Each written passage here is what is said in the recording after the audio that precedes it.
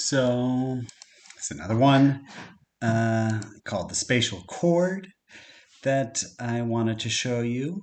This is also a really basic technique. It's kind of along the same lines of exploding sound of like, taking an effects chain and rather than all coming out of one speaker, coming out of a lot. Um, I think this is a fun technique to use sometimes. So instead of having a chord that just comes out of one speaker, you can have a chord that comes out of all speakers together. So this is something that I think is really nice sometimes. I'm gonna, no, I'm gonna get a pad sound. Let's do, yeah, let's do the analog slow sweep pad. You can use whatever you like. I'm just gonna create a drone on here. I'm gonna do a C and send my C out to external output. Let's send this to output channel 1. I'm going to delete these. I'm going to duplicate this, and instead of a C, I'm going to take an E flat and output channel 2. Let's duplicate these. Output channel 3, output channel 4. Change these notes. Let's do this to a G, this one to a B flat. Take some time to do 8 of these. You don't always need to do 8. I don't really know why I decided that I would go that far, but why not? 5, 6, 7, and 8. So let's maybe start going down. Maybe let's do whatever. I'm just going to start kind of going a little bit random here. It's not the most interesting chord in the world, but why not? Let's just go way high. So now if I press play on this mega chord, ooh, it's a little bit, I think I have some wrong notes there.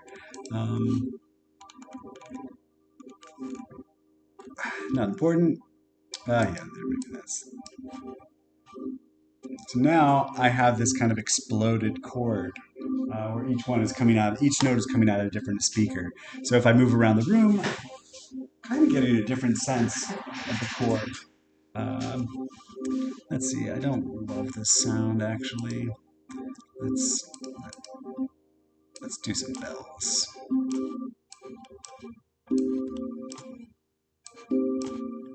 Let's try all of them.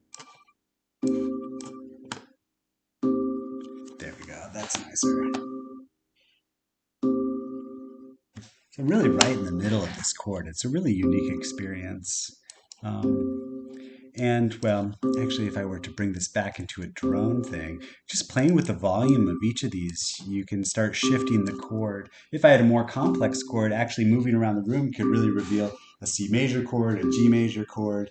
You can kind of have an active composition where person in the room needs to walk around the room in order to get different harmonies.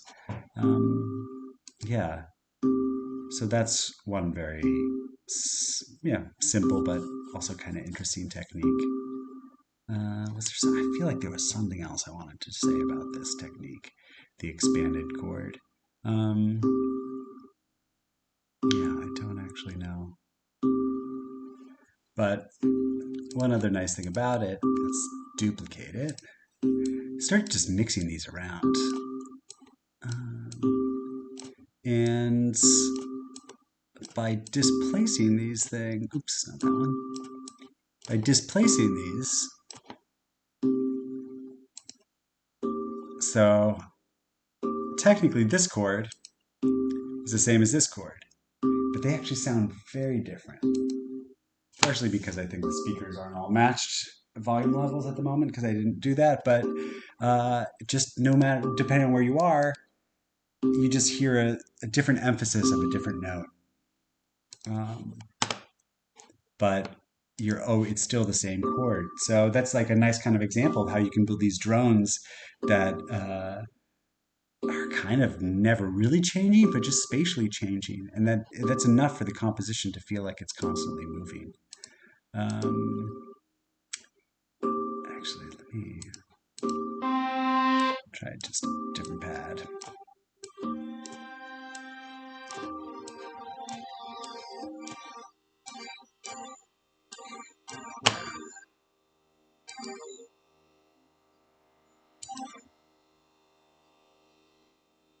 Yeah, really interesting. Subtle, but really interesting.